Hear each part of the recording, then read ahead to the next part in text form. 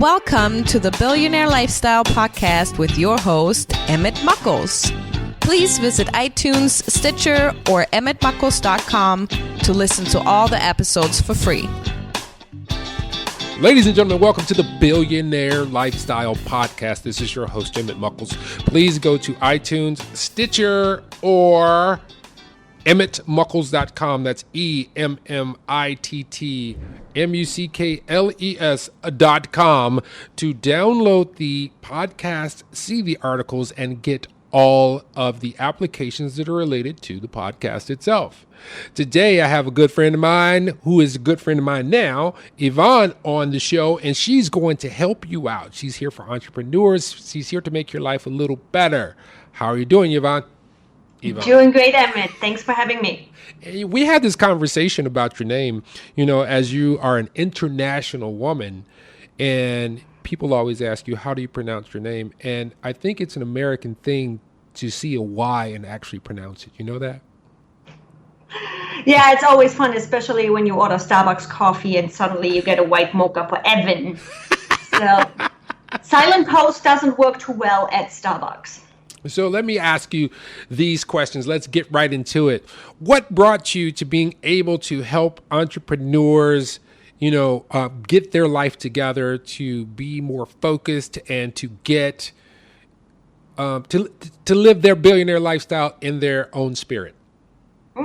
I've been in the trenches myself. I believe we can just teach things that we have learned ourselves, and coming to the States, having to build a life for yourself by yourself, and then finding somebody, going with them through cancer and rebuilding after that your own life and your own business kind of puts you in the situation of having to get things streamlined and cleaned up and in order to be able to run a business in a situation like that. And when you were going through, life is like that. If you pay attention to life will teach you so many things. And many times people don't acknowledge what they've learned and just kind of mill through life. Unlike yourself, an adventurous person who says, I've been through some things and I can help other people. You started out in Germany. How long have you been in the United States? I just had my 10-year anniversary in February. Well, happy anniversary. Thank you. And you didn't gain any weight coming to America because, America's fat food city. Yeah, but I'm spoiled when it gets to my food. So mom still sends over German chocolate. I am not skimping on that. But I do not necessarily eat Burger King or McDonald's. I'm spoiled when it comes to that. Got you. So let's go back. When did you want to be an entrepreneur? How did that come to being? Most people get a job and they say, I'm good. I can afford my cable. I can afford my car. Life is going to be, I'm going to ride this out. What made you say, there's more for me? I think I actually grew up like that. With my dad, he always had that big dream. Growing up in East Germany, we were limited on what we could do. And he always had that dream of, I want to be my own boss. Made that happen at the cost of the family in some situations.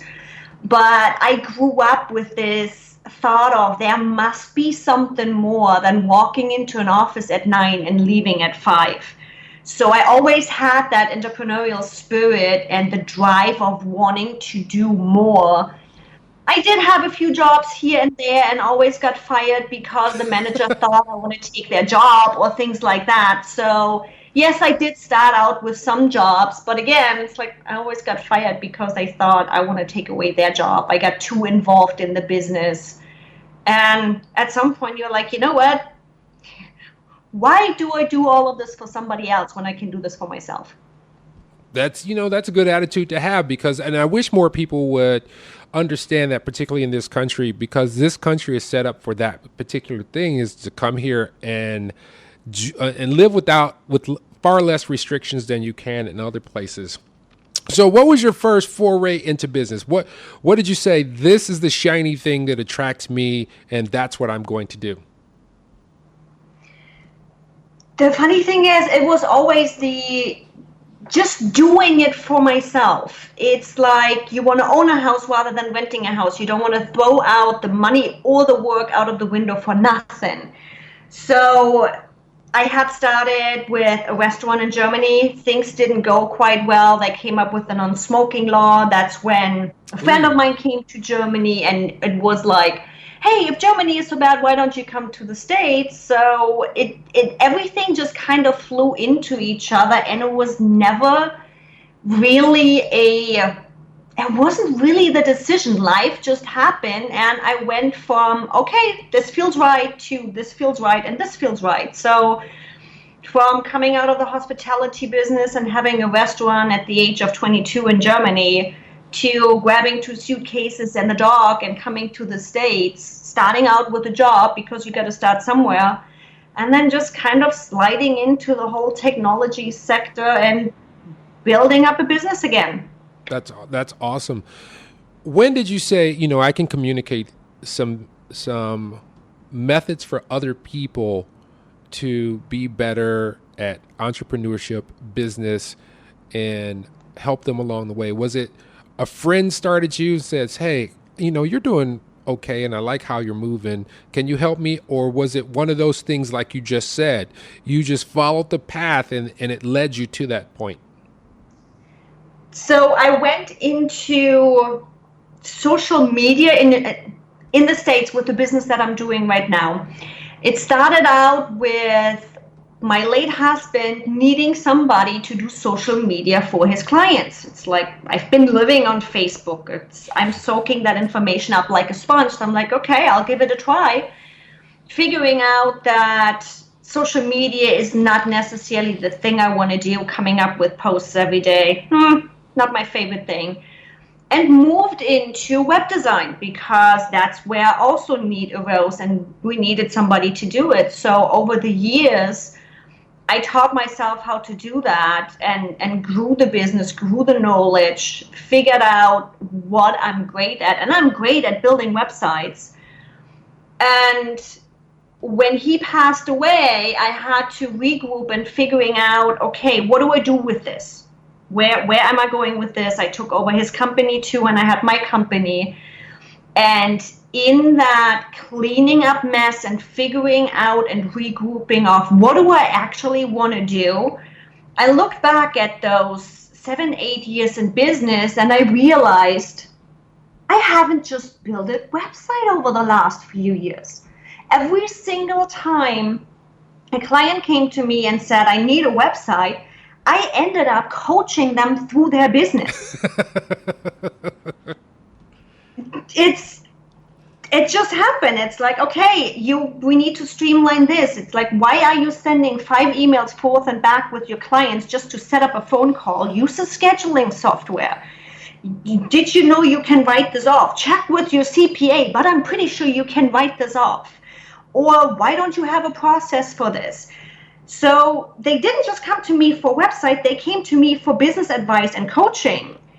And when I was regrouping and cleaning everything up and making sense of my new life, I was like, there we go. I'm great at this. People are saving money, they are saving time, and they are running their business more efficiently because of me. So why am I not offering this as a service? And that's how this came about, that I took the agency in itself and the web design work that I do over there, and then ask Evie with the whole coaching and consulting that I'm doing and offering it as a service to just take a look at your business and see how we can streamline and automate it. So that's Ask Evie. Now, if you could spell out the website for me so that people will understand how to find you, because I know if I'm listening to this and I heard Ask Evie, I'm going to put in ASKEVY or EVI, but yours is spelled a little different.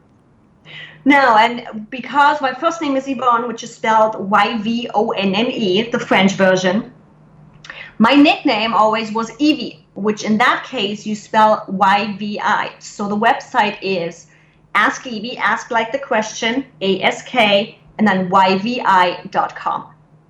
There you go, everybody. So just in case you don't know, it will be in the show notes as well, where you can contact her so that you can, probably move up the ladder and get yourself together. Now, one thing that you said that really resonates with me is process. And I find that a lot of people are kind of hesitant to like just put a concrete process in place that says I do this and I do this and I do this till they get to their outcome. Do you find it hard, or is it a foreign thing that you're explaining to people to say, look, we need to make a process so you can have something to follow to your destination? It's in my blood. I am a complete OCD organizational tool myself, to a fault at some point. I can admit that.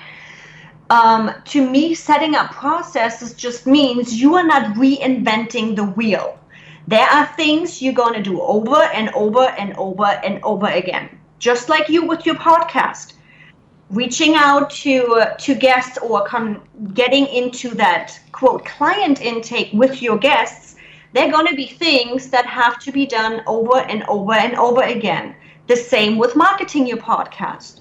So having a list and having a process in place, you're not going to forget it. You don't have to sit there and think about, what was the next step? What do I need to do now? So processes are around you every single day, and just writing them down and getting them in place and cleaned up means it's going to save you a load of time in the future. Now, I'm going to digress a little bit. So you were trained as an electrician. Yes. And did you ever pursue that from a business standpoint, or was it something that just said, this doesn't resonate with me? I was always a daddy's girl, and daddy was an electrician. So I started out with it. It still helps me nowadays. I don't have to call anybody if my light bulb broke. So I'm still doing it, but having gone through the school for it and the work for it, there were some internal politics involved and trouble of being a woman in that business and me just doing it because daddy approved of it, where I had to just look at myself and be like, no, there's nothing I can grow with these days. I love building things. So it was right down my alley, but there is just so much I can do with it, and nothing really inspirational, nothing that drives my passion enough to help other people. Yeah, that makes sense. You have to go with your heart, and that's what so many people miss in this life. They kind of just blow it off and go, I'm doing this, it's taking care of me, I'm going to stay where I'm at. So when it comes to business, business has a thing. Once you get out of the 9 to 5 and you start to have your own, you develop a relationship with it. What is your favorite part of your business that you can identify? Getting the feedback from my clients and them telling me that they suddenly have time to go to the show of their kids that evening, or they made the vacation happen they always wanted to do. Just giving them back the time to pursue other passions of theirs. We all love our business, or we wouldn't do it.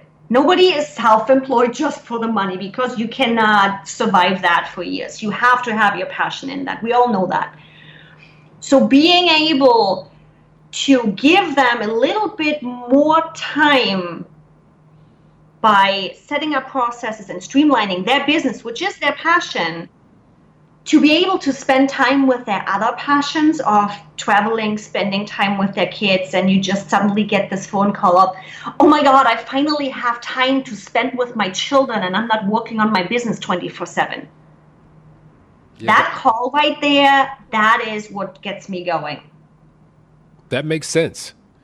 And when you're dealing with your clients, is the relationship ongoing? Do you often have people come back and say, hey, I'm suffering some things and I think I can need your help? And these are people that you've already helped. Is it an ongoing relationship, or is it a kind of one time to conclusion and then I'm done? How does that work?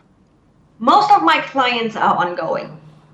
Some of them have been around, pretty much before I even started officially coaching people, where they were clients of mine, 10 years ago, 7 years ago, and they still come back. But there are also people who just need a little kick in the butt and say, hey, can you look at this and can you tell me what I do wrong? And there are clients that I have worked with for years, and they are going a different route, or their life has changed, and we don't match perfectly on the personality side of things anymore. So they might go to a different coach or to an additional coach. But yeah, most of my clients, sooner or later, I hear back from them. That's a good thing. That means you're good at what you do and they trust you. And building trust is paramount in any relationship. So you've been through a lot of different things. One thing is, when you came to this country, did you have any kind of culture shock? Did you see that, you had to adapt in a certain way, or did you just fall right into the fold and hit the ground running? I had a perspective shock, let's put it that way. No, hit the ground running. Everything went pretty smooth, adjusting to life in the States. But as an outsider coming into the States, the picture that you have of the States itself is a little bit different than what it really is. So you adjust to that, you get along. But yeah, I spoke English, so I didn't have a problem there. And it was fairly simple. It wasn't too bad. It's not a big culture shock. A lot of things are similar. So speaking of that, what are the biggest challenges you've had to overcome with your business? And there is actually a big difference between Germany and the States. Coming over here, I knew I had to take care 100% of myself. There is no safety net. If this goes wrong, I don't have family over there. I don't have a safety net. In Germany, you have Social Security. I can go on unemployment and I can take a year break if I wanted to do so. I had enough time that I worked in Germany to do that. Over here, if things go wrong, I'm done. That's pretty much it. But I also have the chance of doing this over here, what I'm doing. In Germany, I couldn't build my business like I'm doing here, because you need so much paperwork, you need so much studying in school, which I'm not a school studier. I just don't. I learn by doing. I don't learn by reading. I have to apply the knowledge out of the book. If I cannot apply the knowledge, it's not going to stick in my head. So yes, the risk is higher over here, and I knew that. I knew I'm going to have from the beginning start building up a safety net for myself, build a savings account, get residual income in place, just build my own retirement, build my own safety net, rather than counting on somebody else. But again, I also couldn't do my business that I do in the States and Germany. It would be way too expensive and way too challenging. And that was your biggest challenge that you had to overcome, was just making sure that you have the wherewithal to survive over time?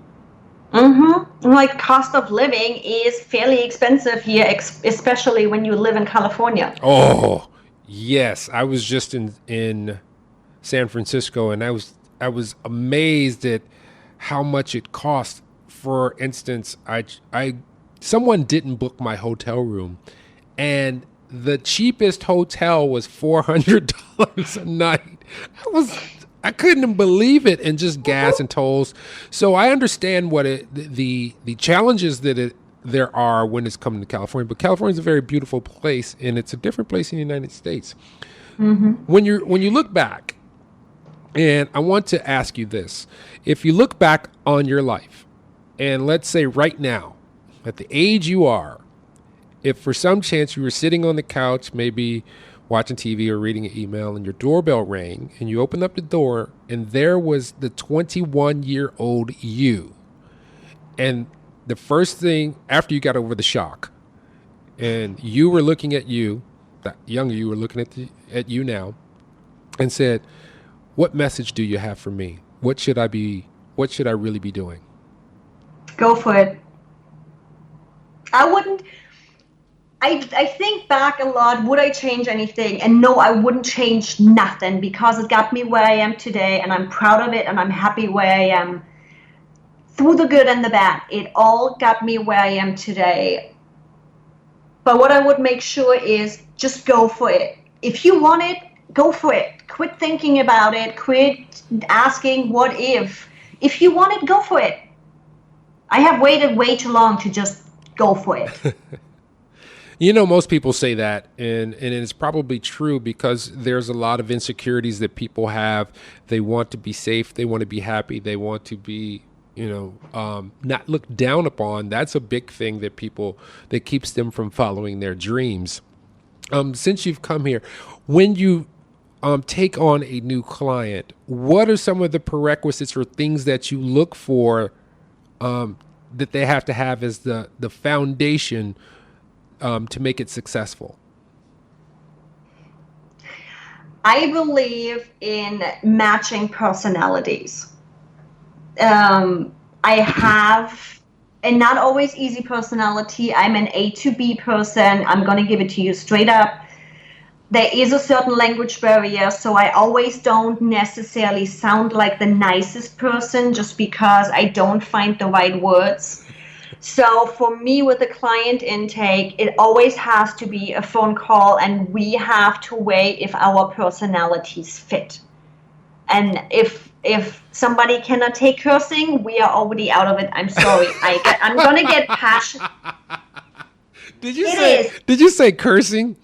Yep, I get passionate about my client's business, and when I get passionate, funnily, there's actually gonna come a video out on my channel here pretty soon about this. I get passionate about things, and I start talking really fast. So there are funny things going on when I work with clients, and sometimes we run into a block, and I even have that friends doing to me, where in Germany we say you can't see the tree in the woods. You are so close to it, you don't see how you are standing right in front of a wall. And sometimes all you need is to tell somebody to go and move their butt. And on our calls, there's gonna be cursing because that's where my passion is. That's where I get you excited. That's where people know that I'm invested in them. That's how my personality is. So if clients have a problem with me dropping the F-bomb, I knew that's what it was. We cannot work with each other because I know sooner or later it's going to happen. I'm going to drop it. I know how to behave myself and not do that in public if I don't want to. But in our personal calls, that will happen because I'm passionate and invested in your business. Yeah, sometimes you just have to say, what the bleep are you thinking? Mm-hmm. Oh, that's so awesome. You're my kind of people. The rest after that is just technicality. My clients need to have a certain level of understanding of technology. They don't have to know as much as I do, not at all, but they need to know how to find their way around websites and URLs and Google Drive and those kind of things, and at least have a minimum understanding of technology, because that's what we are working with. Yeah. So keeping things moving forward, what is your favorite tool to keep your business running smoothly day to day? That is a funny one because it's not a technology piece. And it's actually self-advertising, I have to admit that. When rebuilding my business, everything was a mess. I had things all over the place. I couldn't track what's going on, and who I had to call back, who I had to invoice, and all of that. And also the manifestation piece of things. Where do I want to go? And with that, I am a pen and paper gal. I write things down, and there are studies behind this when you're planning things, when you're manifesting things, that show that when we write it with pen and paper, our brain sees it as reality. Long story short, that has caused me or brought me to build my own pen and paper planner with health tracking, water intake, my daily to-do list, and all of those things that we have to do as a small business owner in one nice and neat package. Without that, I wouldn't be where I am today. Well, that is good. You seem to be a very process-driven direction-driven person. What happens when you come across someone who is just so scattered? Can you break it down for them and say, look, I understand where your hurdles are, and most of them come from you not focusing or finding the focus you need for the right moment? Or is it one of those things where you're like, I just can't work with you because you can't get on this page that I need you to be on so that you can move forward? It matters. If I have a problem with people that say, I want to change, but they don't step towards the change. So as long as somebody is open of, hey, yes, I want to do something about it. I know I'm a mess. Let's figure this out. I can clean that up. I can drill that down from, okay, where do you want to be in 10 years? And I can extract that information from people where they really want to be, not where they think they should be or want to be, but where they really deep down in their heart want to be. I extract that from them, and I can help them build that roadmap how to get there.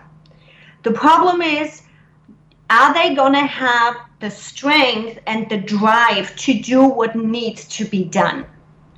I am guilty of it. I know exactly I should go work out because I am working on the desk all day to keep my body working right and my brain working. I need to go work out.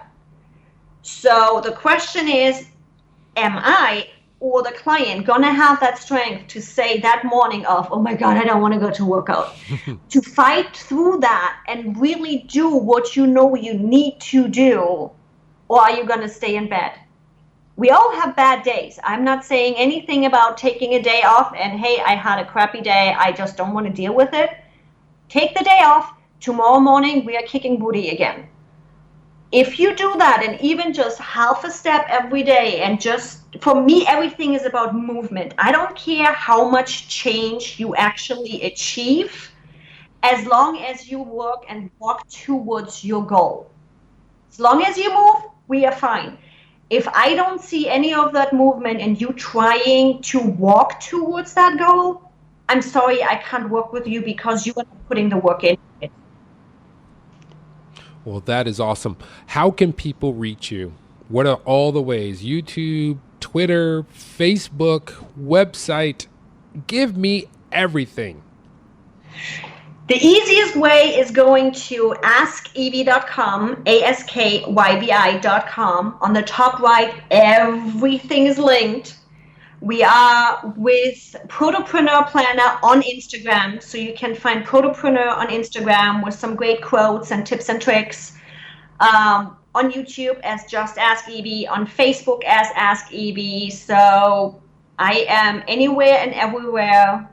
Easiest way to find is really just through the website on the top right. What about Twitter? Oh, so let me pull it up. Ask why. So I can have it on the screen and screenshot for you. And what do you have coming in the next year? Do you have something that you're going to roll out for the public? Do you have something that you can that you're going to offer people? Do you have any courses? What are you developing? We have actually a lot going on behind the scenes right now. We are working on a book that talks about the challenges of being a caretaker and bringing your business back to life. So I hope some people will find some inspiration to fight their own fight with this book. There'll be a whole bunch of new free resources on the website on making sure you have everything in place. You have all your logins, you know what your business is, who you are, who your clients are. We're going to have challenges coming up. We're going to have sales coming up with the planner. So we have a lot of things coming up even in the next few months already. Awesome. I have a question. What platform did you use to build your website? Because it is beautiful. That is WordPress. Wow. What theme is that? That theme is called the 7, one of my favorite themes because it's really versatile. Yes, it is. And I build everything in WordPress, though my shopping cart, which I am just learning now, is in Shopify. and I need to get a different theme for that. You said that 7 is what the theme is? It's literally called the 7, like the number 7. Is it a premium or is it a free? It is a premium, but they have it on sale right now for $39. Oh, that's not bad at all. And this is a really, the only way I can really explain it in my terms is this is dope. This is just so nice. It's one of my favorites. When I design websites for clients, my goal is keeping them free to do things themselves if they want to. That's why we use the WordPress platform. And I use themes that can look really, really awesome when we build that and still be usable and changeable for the client. Yeah. So I want to thank you so much for being on the Billionaire Lifestyle Podcast. Do you have any final words or exiting words for the Billionaire Lifestyle audience? Life is too short to do the things you want to do tomorrow. So go for it. Awesome.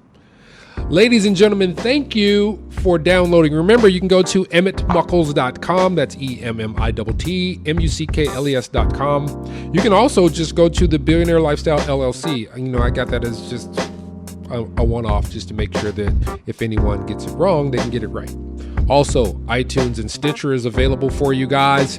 And with that, I want to thank you so much, Yvonne, for being on the show. And your last name is spelled Heimann.